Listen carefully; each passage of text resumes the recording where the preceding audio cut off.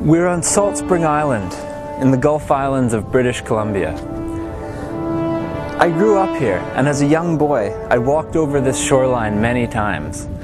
But it wasn't until university, when I came here in a field geology course, that I learned what was underneath my feet and what I'd been missing all those years, and it's really quite beautiful. So what's so interesting about this point? We have this very massive looking green rock below. Now that's a volcanic tuff. It's a bunch of ash, volcanic ash, that was laid down on an ocean floor about 300 million years ago. This is the Devonian Nitinat Formation. Directly above it, there are all these pebbles and boulders and sand, and it's a clastic sedimentary rock. Now that is, you can probably see these pebbles, is definitely not part of this older volcanic rock. This younger conglomerate, and it actually grades up into a finer sandstone above. It's no more than 80 million years old. So this 300 million year old rock is just below, and the line is right here. That's the unconformity right there. 300 million years, no more than 80 million years. So there's 200 million years of history right on that line.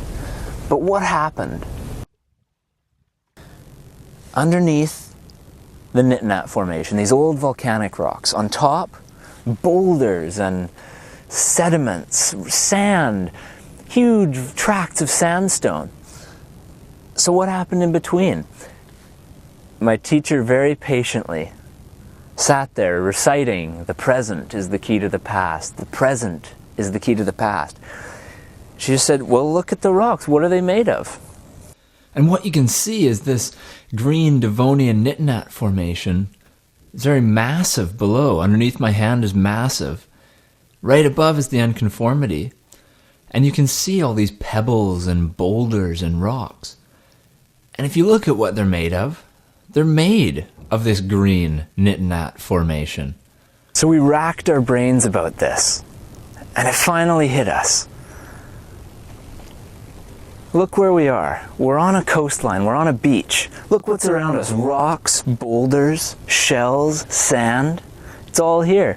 What we're looking at in these rocks, that unconformity, it represents an erosional surface, a coastline, a beach, an ancient beach. So we're looking through the lens of time. We're sitting on a beach, looking at an ancient coastline as we sit on a modern coastline. It really is impressive looking like this into the abyss of time.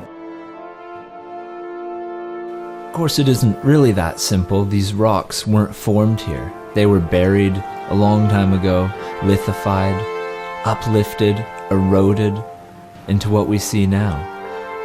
But they're still eroding, and the rocks and sand that come off of this point will one day make new rocks.